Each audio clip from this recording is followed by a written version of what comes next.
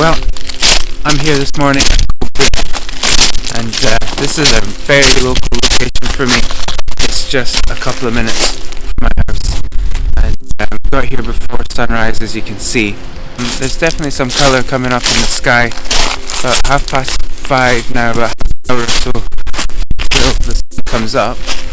So what I'm going to do is try and get across these rocks that I'm approaching, which you can't really see, and find a spot looking towards there, towards that colour, and let's see if I can get some seascapes this morning. Before I get into it, let me invite you to subscribe to my channel and go check out my website, where you can find out everything I do with regards to photography tours, tuition and safari. Let's go have a look.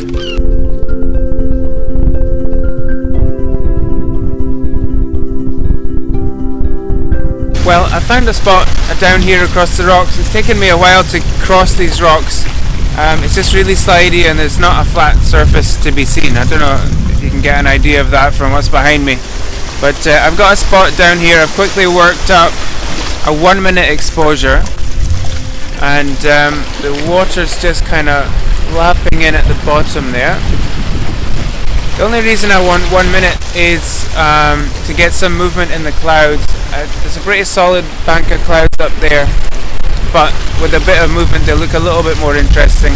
Otherwise, you can use a range of shutter speeds to capture the water down there, and the way that's moving sort of gently like that will give you a lot of different looks in a sequence of photographs, you know. So if you get a few seconds, a couple of seconds, 1 second, it's just going to give you a different look. So it's definitely worth trying to shoot some variety here. So I'm shooting f/22 1 minute and ISO 64. It's just the polarizer and the ND grad on the top.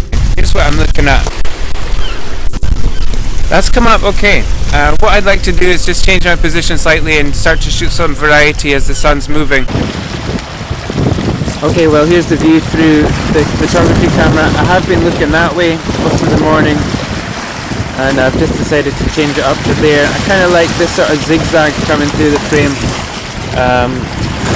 this way, with this in the bottom, and now we've got this sunrisey stuff at the top. So that's something for me to work with finally. So I'm going to take a few, again, 1-2 seconds here just to get the movement in the water that I like.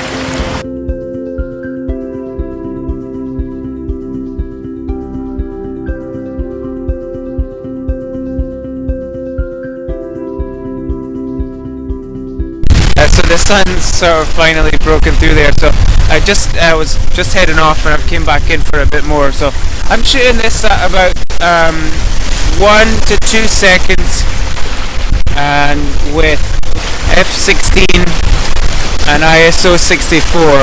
Just want to keep it in that 1-2 second range because the water's kind of lapping across these rocks that are right underneath me, and there's not much in the distance. Usually for my photography, I prefer to have a strong focal point in the image, something that's far in the distance for me to kind of hook onto and just work with in the photograph. I don't have that with this kind of seascape thing that we're doing today. So you're really relying on having the sky doing something for you. So before the sun came through, the sky was very flat. Now it's got some colour, so at least there's that, and there's something to work with in the foreground of the picture. So we're getting there. There's something to work with at least.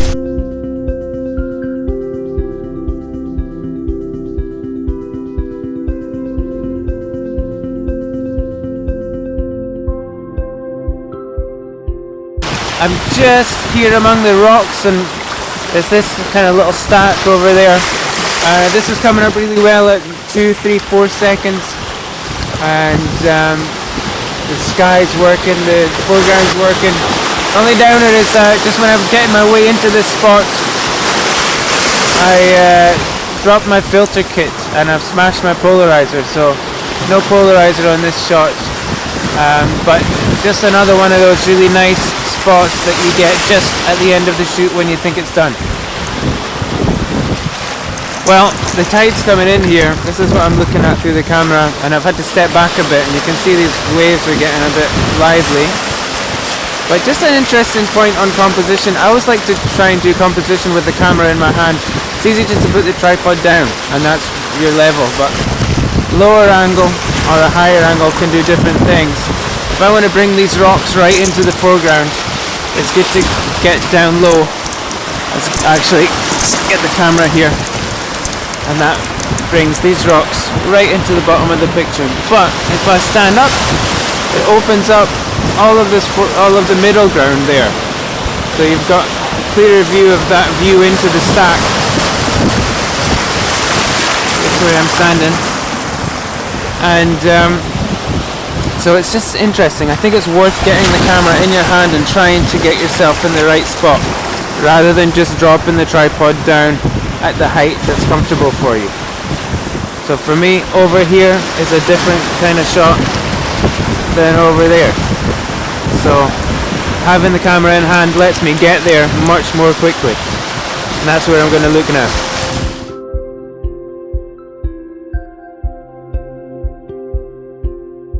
Got a nice bit of variety this morning with a few different type of shots there. And so hopefully something to work with. But thanks for watching this video. I hope you took something away from it. Don't forget to check out my website, subscribe to my YouTube channel. Enjoy your photography, and I'll see you up there.